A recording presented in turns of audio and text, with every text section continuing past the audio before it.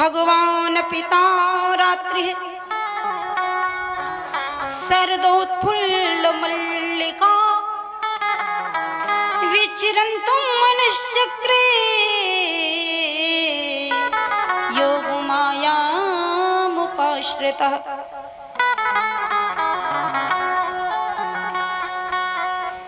गोपियों को भगवान ने समय दिया था और धीरे धीरे गोपियां प्रतीक्षा करती रही कि भगवान का कब दर्शन होगा। देखो, प्रतीक्षा करना बहुत बड़ी बात है। प्रतीक्षा करनी चाहिए, हर चीज की प्रतीक्षा करनी चाहिए। और यदि प्रतीक्षा में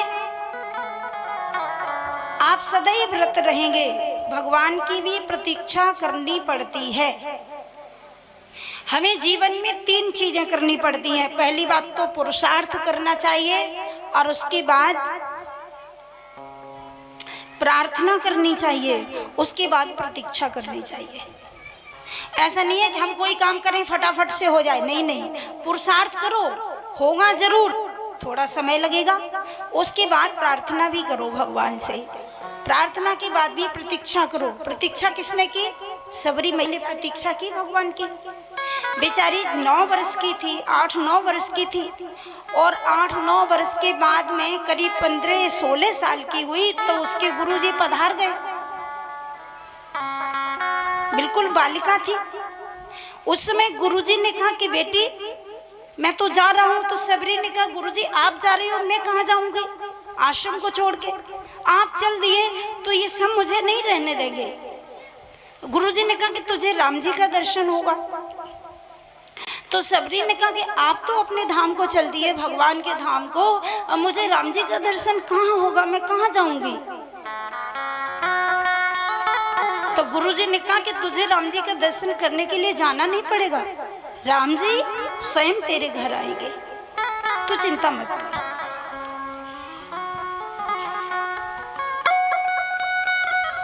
ऐसी है सबरी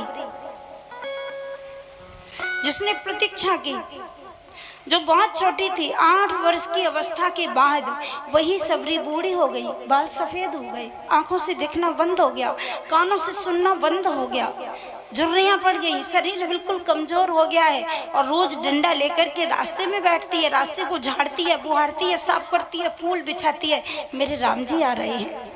प्रतीक्षा। सबरी की तरह यदि निश्चल हो, प्रहलाद सरिस यदि निश्चल हो, सबरी की तरह यदि व्याकुल हो ध्रुवसा गढ़ निश्चय वाला, तो कृष्ण प्यारा मिलता है।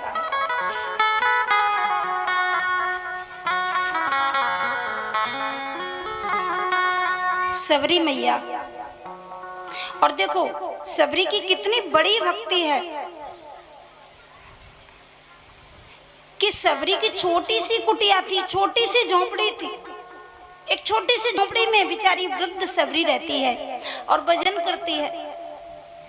लेकिन भगवान राम जब आए तो ऋषि मुनि जिनके बड़े बड़े आश्रम बने थे, बहुत बड़े बड़े मंडलेश्वर थे, उन सभी ने सोचा कि राम जी तो मेरे ही आश्रम पर आएंगे, ये सबरी तो जरा सी फूस की झोंपड़ी, इसके यहाँ क्यों जाएंगे। बड़े बड़े आश्रमों में बड़े बड़े ऋषि मुनियों ने भगवान के आने के लिए बड़ा बड़ा स्वागत किया। राम जी आएंगे तो ऐसा करेंगे, ऐसा करेंगे, हम ऐसे उनका स्वागत करेंगे, परंतु राम जी उनके आश्रम पर गए नहीं।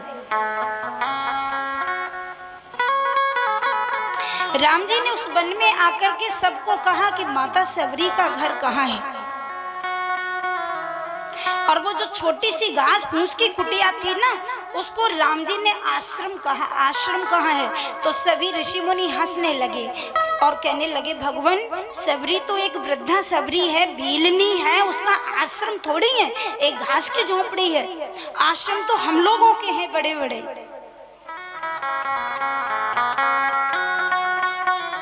पर राम जी कहते हैं कि नहीं, सबरी माता का आश्रम कहाँ है। और जैसे ही सबरी के माता के आश्रम में आए,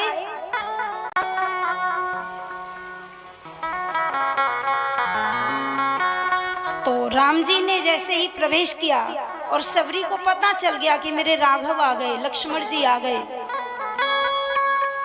स्वागत करने में सब भूल गई, अपने आंखों के जल से भगवान के चरणों को पखारा, झटपट से लेके आई, कुटिया में बिठाने लगी और जो कुछ का आसन था डाल दिया, जूठे वीर फल लेकर आई, भगवान को देकर बोली, राघव बहुत दिन से मैं आपके लिए फल रखती हूँ, चक चक के रखती हूँ कि खट्टा ना आ जाए, कड़वा ना आ जाए, आप थोड़ा भोग लगाइए। भगवान श्री राम ने बड़े प्रेम से उन जूठे वीरों को पाया।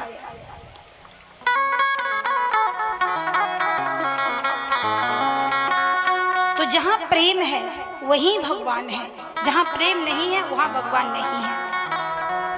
भगवान को बुलाने के लिए बहुत बड़ी लंबी स्तुति की जरूरत नहीं है, छोटी स्तुति की जरूरत है। लेकिन करें क्या, भगवान की भक्ति को तो कोई चाहता ही नहीं। भगवान से प्रेम करना बड़ा सरल है, लेकिन यदि भाव न हो तो बड़ा कठिन है। भाव संतों की कृपा के बिना मिलता नहीं, सत्संग के बिना मिलता नहीं है भाव। इसलिए तुलसीदास बाबा ने रामचरितमानस में लिखा है कि भगवान की भक्ति को लोग कहीं कहीं प्राप्त करते हैं। राम जी ने स्वयं कहा है, कहूँ कहूँ वृष्टि शारदी थोरी, को एक पाव भगत जिम मोरी। भक्ति को बिरले ही लोग प्राप्त करते हैं, बाकी चमत्कार सब चाहते हैं। आप देखते हैं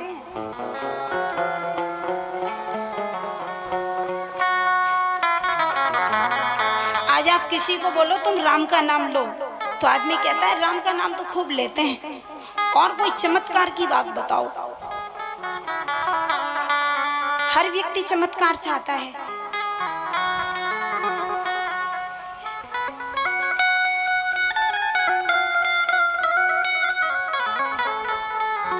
भक्ति तो कोई कोई मांगता है।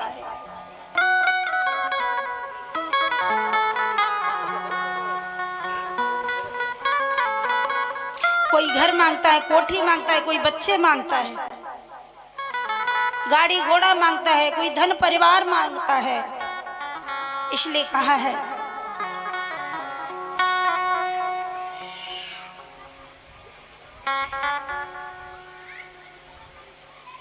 कोई पूछे कि भैया तेरे धन माल कितना है,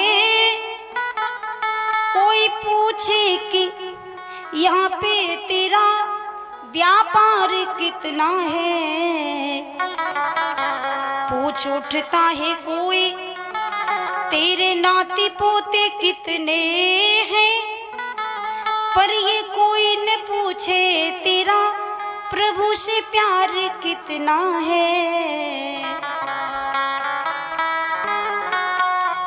कोई कुछ मांगता है, कोई कुछ मांगता है। भगवान की अभी तो सब कोई कुछ न कुछ मांगता है, भगवान को कोई नहीं मांगता। मैं कहती हूँ कभी भी भगवान से कुछ मत मांगो, जब भी मांगना है तो भगवान को ही मांगो। दुनिया की किसी वस्तु को नहीं मांगना चाहिए।